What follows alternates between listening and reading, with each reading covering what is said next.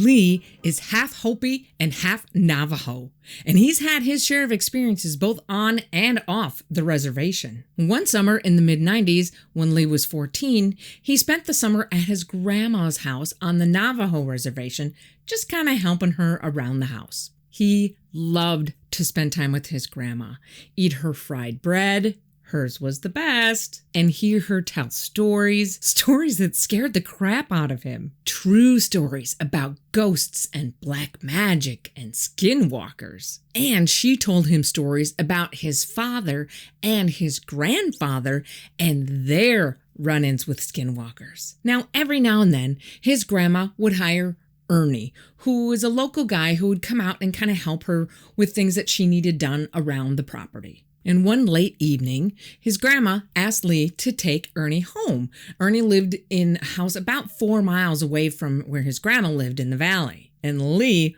was more than happy to comply because he was only 14 and this meant he got to drive the truck. Now keep in mind that on the res, nobody cares that you're 14 and driving around. Hell, there's nobody around to see you doing it anyway. And Lee had driven plenty of times before, so he had plenty of experience.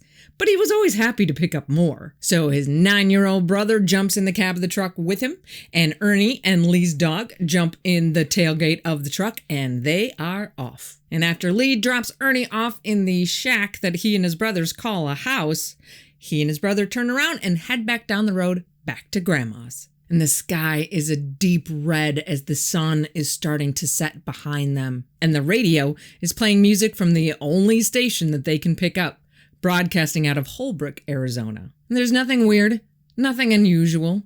Lee and his brother are just soaking in the perfect summer evening. And after driving for a bit, something kind of catches Lee's attention off the side of the road to the right. And Lee slows down, thinking that it's one of the many free-roaming sheep in the area that have a really bad habit of jumping out in front of vehicles. So he slows down until he passes where he thinks that he saw it, and then he starts to speed up again, thinking nothing else of it. Suddenly, he feels this dark feeling of fear and dread, and he doesn't know where it's coming from, but he just knows something is very wrong.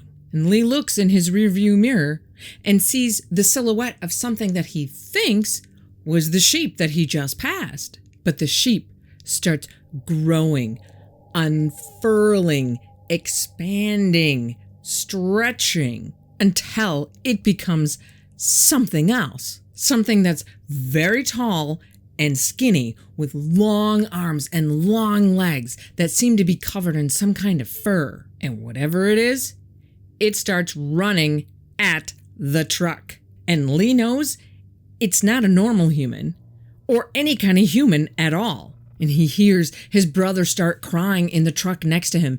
And his dog is in the bed of the truck barking ferociously at whatever this thing is. And this thing is chasing them and gaining ground even though Lee's doing about 30 miles an hour at this point. So he speeds up.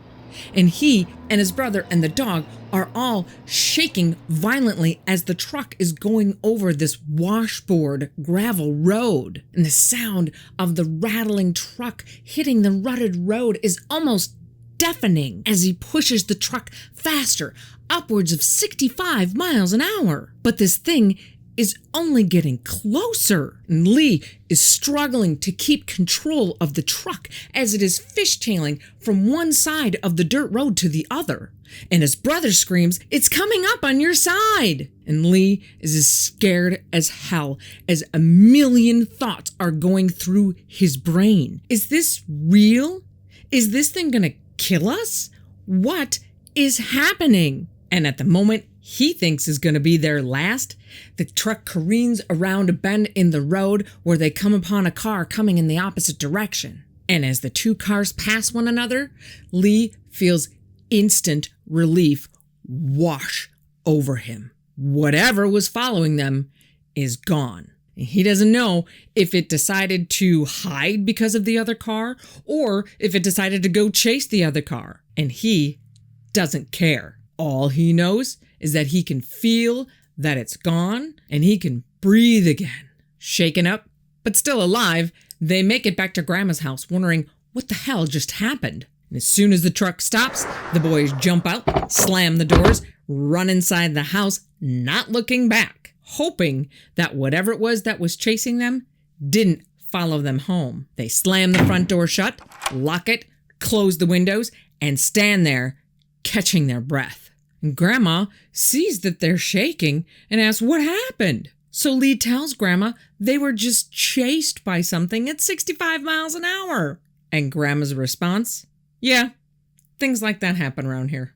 Lee and his brother look at each other in a shared revelation that all of those stories that they have been told by Grandma since they were babies are true. Stories about black magic and witches and skinwalkers. They're real. Needless to say, the experience changed Lee's life. He no longer wanted to be out after dark or sleep out in Grandma's backyard and watch the stars. As a matter of fact, he never drove at night on that reservation again until he was 21 years old. Lee says he believes skinwalkers are evil men and spirits that use black magic for evil doing. And as far-fetched as it may sound, they are real. And he believes that if God and his greatness are real, then the devil is real as well. And like God, has ways of showing himself. But what happened that evening really did happen. And it scared the crap out of him. And Lee invites anybody to visit his part of Arizona if you have any doubts. He promises you won't be disappointed.